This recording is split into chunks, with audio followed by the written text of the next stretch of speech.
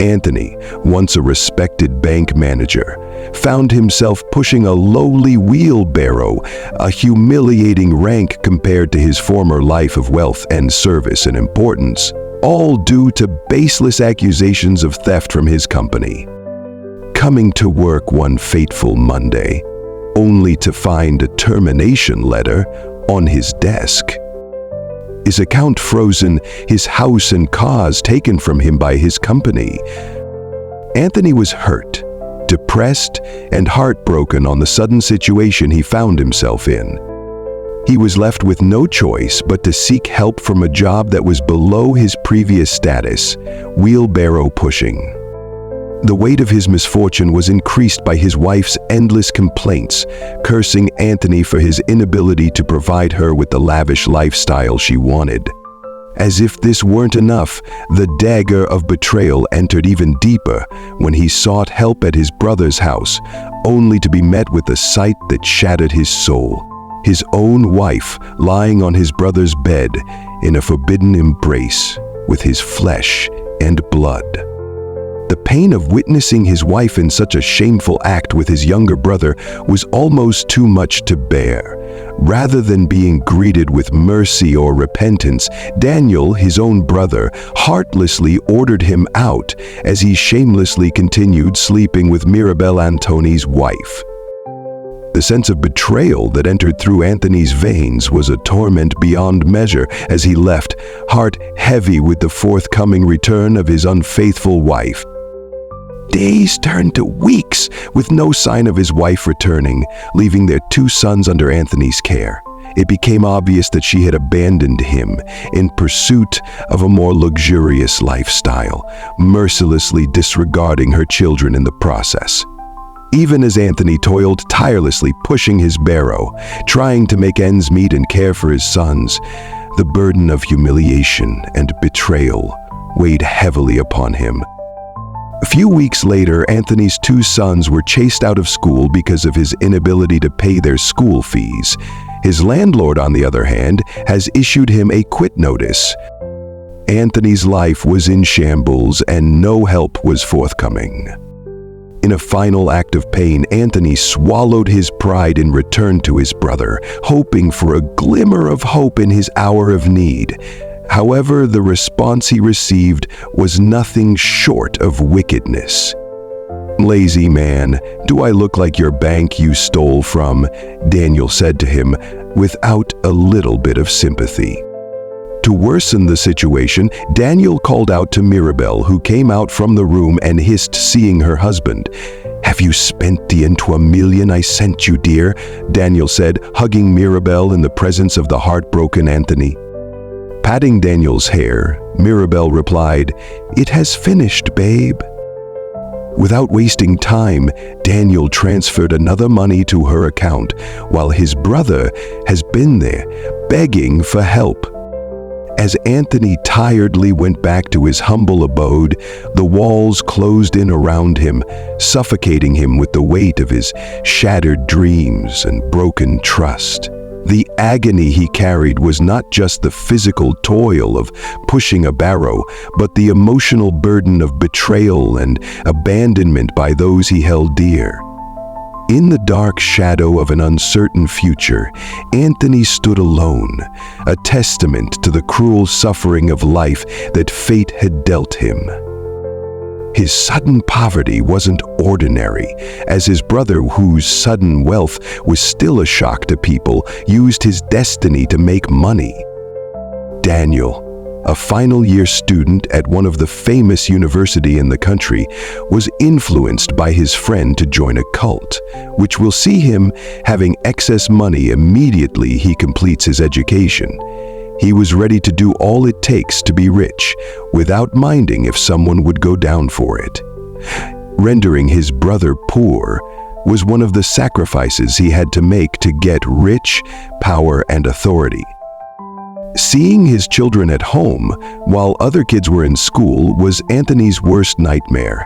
He knew it would harm their academic progress and urgently sought a solution to his crises.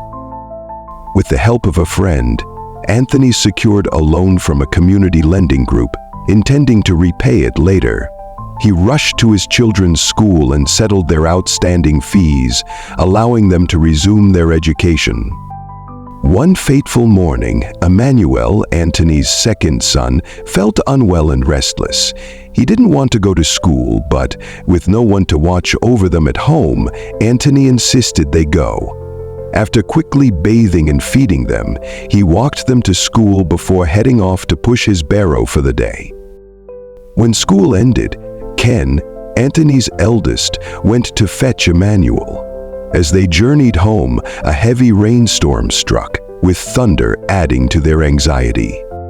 "Let's shelter in this shop until the rain eases," Ken suggested, leading Emmanuel across the main road.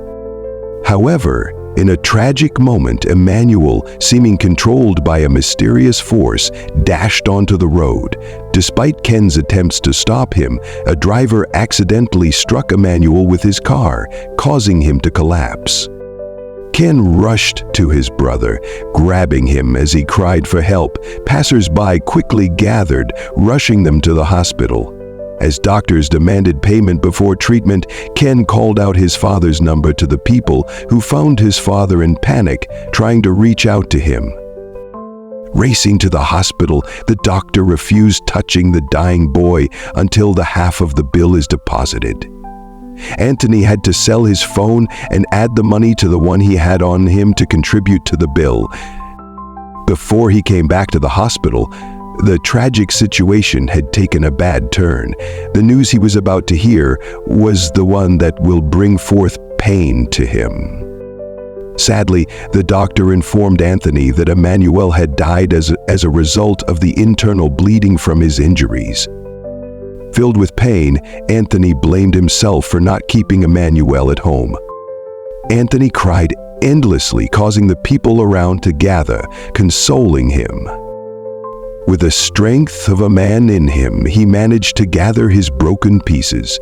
Standing up from the floor of the hospital where he had threw himself earlier, Antony carried his son's corpse from the hospital bed, held Ken, who was also crying, by the hand, and left the hospital. After mourning, he buried his beloved son, his soul shattered as he battled with his increasing debts.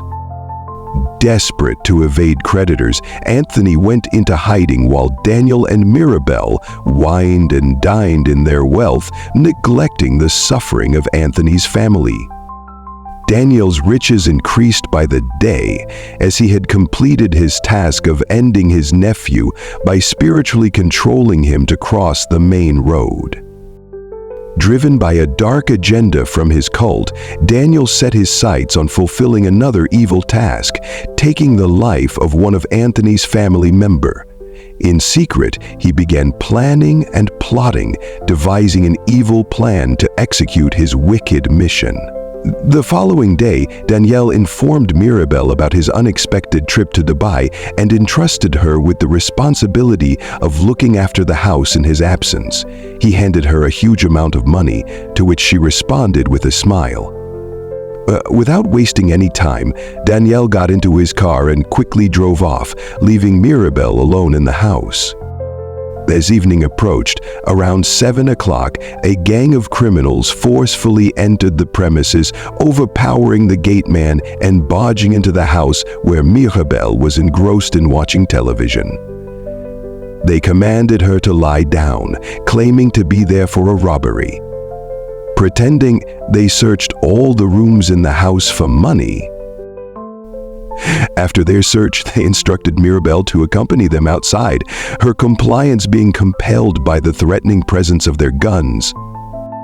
At gunpoint, Mirabel had no choice but to get into the car they pointed her towards. They sped away, heading towards a lonely route that led to an uncompleted building. Upon arrival, they tied her, deprived her of food, and awaited the orders of their leader, whom Mirabel soon realized to be none other than Daniel, the man for whom she had forsaken her husband.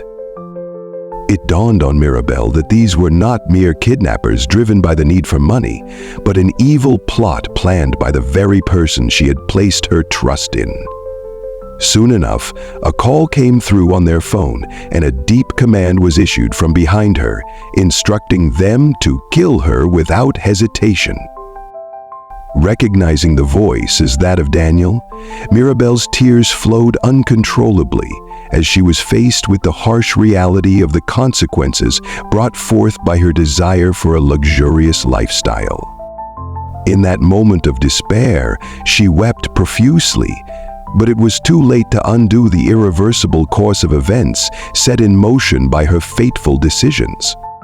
The boys didn't waste time to shoot her dead, leaving her corpse in the uncompleted building. They went away. Daniel was satisfied as one of his plans was successful yet again. He partied all night as this successful mission could triple his wealth. The news of Mirabel's death started spreading like wildfire as her corpse was found in the floor of an uncompleted building by the site workers who came for their daily duty. When Anthony heard about his wife's death, he was pained, but decided to console himself, remembering how she left him for money.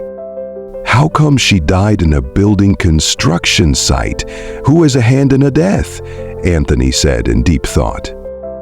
Daniel couldn't risk being exposed. He called the police to arrest Anthony, accusing him of having a hand in Mirabel's death. He was jealous that she left him for me and wickedly ended her life. "Officer, arrest this evil man," Daniela said, pointing at Anthony. Anthony was handcuffed and taken to the police cell, where he would wait for the court trial. He cried endlessly, knowing he might end up being killed for a crime he knew nothing about. On Anthony's insistence, his son was brought to the station to stay with him. Daniel was all smiles, seeing the suffering of his brother, who was once respected and adored. Daniel was filled with joy as he beheld the sorry state his brother was in. He was relieved that his connection to Mirabel's death remained a secret, hidden from the curious eyes. On the other hand, Anthony's heart was heavy with pain as he watched his hungry son seated beside the counter. His sorrow only deepened with each passing moment. In the dead of night, Daniel was roused from his sleep by the serious sound of a bell echoing through his secret room. Confused, he realized that the bell signaled a summons from his secret cult. Rousing himself from the bed, he entered the chamber, shutting the door firmly behind him. Standing before him was the dark, fearsome leader of the cult, dressed in red robes, with his face adorned with sacred white chalk. Twice he called out Daniel's name, giving him a dangerous task that must be fulfilled. The means by which Mirabel was removed did not meet the cult's standards. Her blood was to be spilled on this altar, but you paid someone to do it for you. This great kingdom is not happy with you, Daniel, the cult leader said with anger evident in his scary face. A greater sacrifice was demanded. A child of 3 years must be presented within the next 2 days to compensate for his failed task. Daniel was shaken to the core, aware of the risk involved in such a dark request. The task of abducting a young child weighed heavily on his conscience, as this task were to be completed by him. Nevertheless, he willingly sought to fulfill this twisted obligation. Venturing out the following day, he drove through the streets in search of a suitable target. Approaching a group of children, he started questioning them, asking them about their ages. To his luck, one was 3 years of age. He attempted to lure her away under false pretenses of buying her a biscuit. However, his evil intentions were rendered unsuccessful by the quick thinking of the eldest child, who raised the alarm, leading to Daniel's capture. Unitedly, the people began to beat him, giving him bruises and taking him to the police station. As the event unfolded at the police station, Anthony observed the commotion from his cell, eager to know what was happening. Dr. Roper pressed a button on her pad, and a large display on walls, almost like a banner being dragged into custody. Were you not the one that had this man arrested?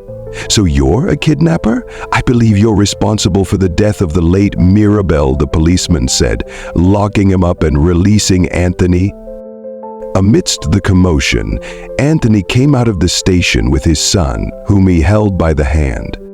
So Daniel is a kidnapper and a murderer, so he got his sudden wealth from there? Why resort to this when I promised to send him abroad after his education? Anthony couldn't help but wonder. He didn't know that there's more to his thoughts that meet the eye. Tiredly, he went home to think about how to settle his debts. This happened between two blood brothers, so who's that friend you embark on? My dear reader, watch your back. Is there hope for Anthony? Do you think Daniel could buy his way out of the cell?